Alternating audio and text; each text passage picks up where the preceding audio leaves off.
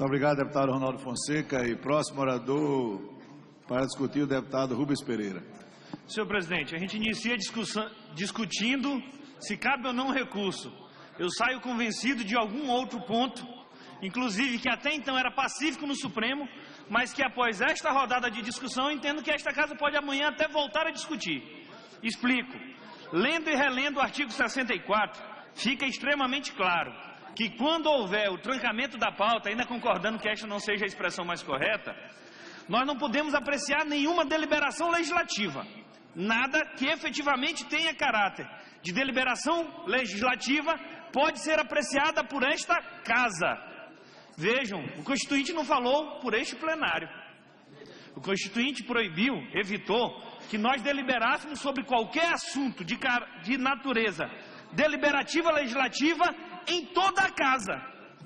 Portanto, senhoras e senhores deputados, estou convencido que se ocorrer o trancamento da pauta, nem as comissões poderiam apreciar matérias terminativas ou conclusivas. Nem as comissões. Nem as comissões. Considerar que as comissões podem é um atalho. Imaginem, a pauta está trancada. Um projeto passa pelas comissões da Câmara, de caráter terminativo, vai direto para o Senado, de caráter terminativo, chega para presidente para sancionar ou vetar. Mas a pauta não está trancada? Não poderia. É uma maneira de legislar por atalho. Atalho. Portanto, fico convicto de que nem as comissões poderiam apreciar matérias de caráter deliberativo, legislativo.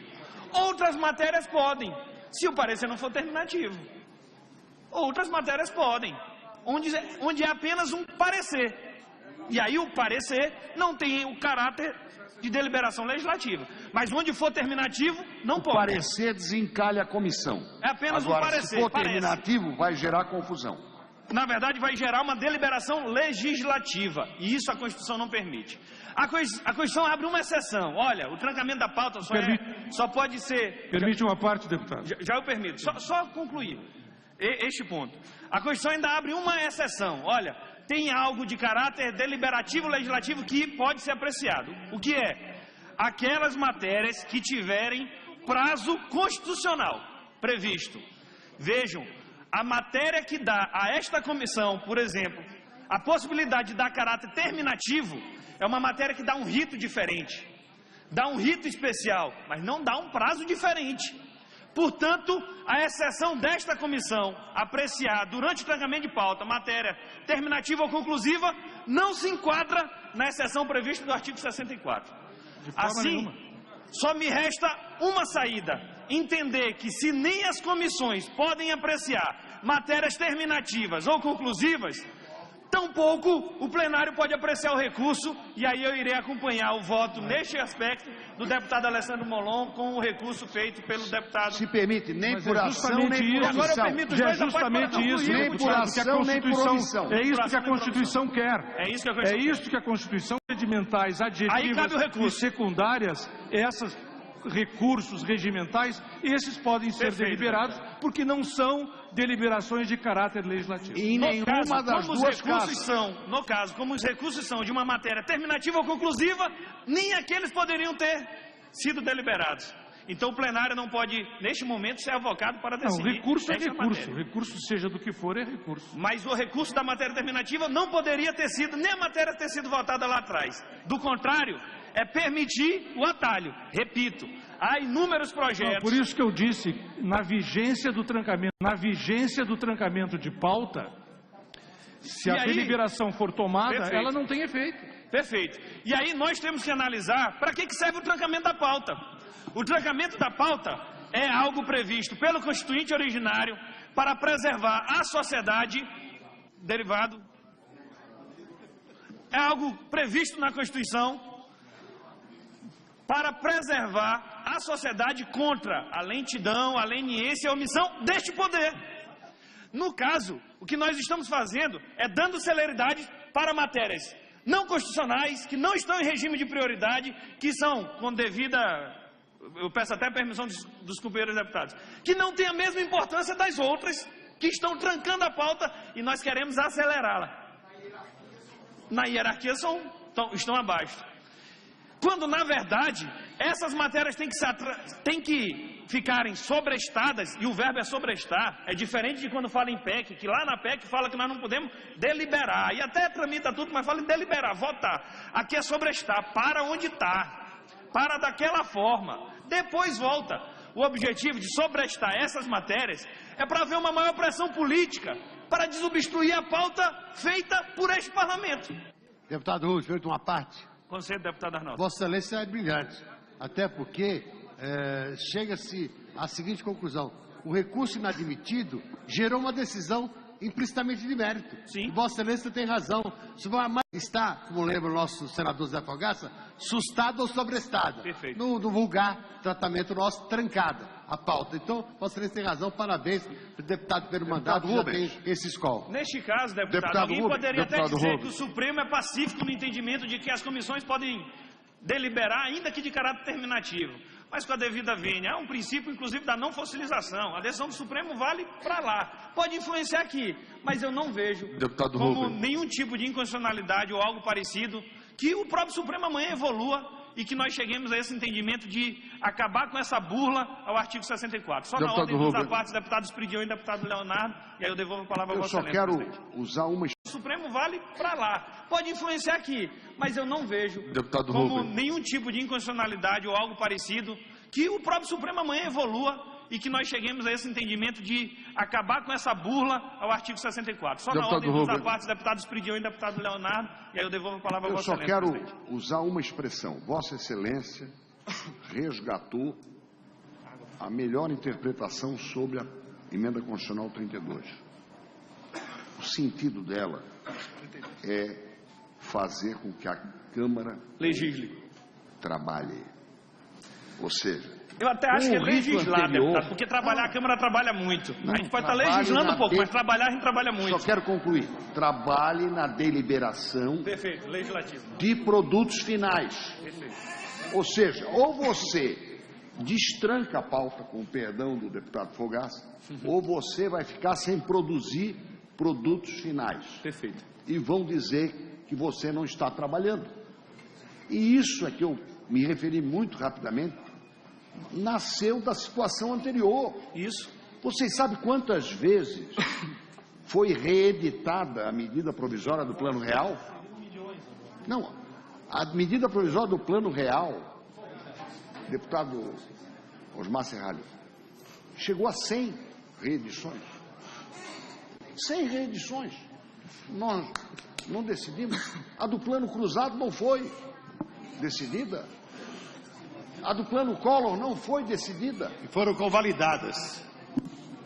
Não houve deliberação. Mais atalho. Ou seja, o Congresso não decidiu, se absteve de deliberar sobre uma série de planos econômicos cruciais para o país. Ao estabelecer o trancamento, ou seja, sobrestamento, assustação, Sim. se quis dizer isso. Vocês vão ter que decidir.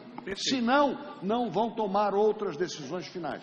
Vossa Excelência arrematou muito bem a razão pela qual o meu voto Agradeço o ao deputado acompanha. Espridião e concedo agora ao deputado Leonardo. Deputado Rubens, parabenizando Vossa Excelência pelo brilhante pronunciamento, mas eu queria fazer algumas observações que me parecem de natureza jurídica e também de natureza prática. Peço desculpa a Vossa Excelência, porque não tenho como me virar para ver Vossa Excelência de frente. Deputado, primeiro ponto, eu discordo, e aqui já expus as razões, de que nós, ao deliberarmos o recurso, estaremos implicitamente, como afirma o deputado Arnaldo, tratando do mérito da matéria. Em absoluto. Tanto que a figura expressa no regimento da Casa é recurso contra apreciação conclusiva pelas comissões. O recurso não é contra a decisão, é contra o regime de tramitação. Portanto, contra o procedimento adotado pela Casa. Segundo ponto, não pode se fazer uma interpretação, e eu até questionei o deputado Molon a esse respeito, você não pode interpretar que ao rejeitar o recurso, você implicitamente aprovou o mérito e não fazer a mesma interpretação, caso o recurso seja aprovado, que também não tenha sido implicitamente deliberado o mérito. Se adotar esta lógica, a conclusão natural é essa, e isso não é verdadeiro. Tanto não é verdadeiro que, em seguida, caso o recurso seja provido, em seguida há que se ter a votação da matéria, se deliberar o mérito da matéria. O segundo ponto da análise que Vossa Excelência faz da emenda 32, eu concordo em absoluto com ela. Mas nós temos que, e concordaria mais, deputado Rubens, se fosse feito isso entre 2001 e 2009.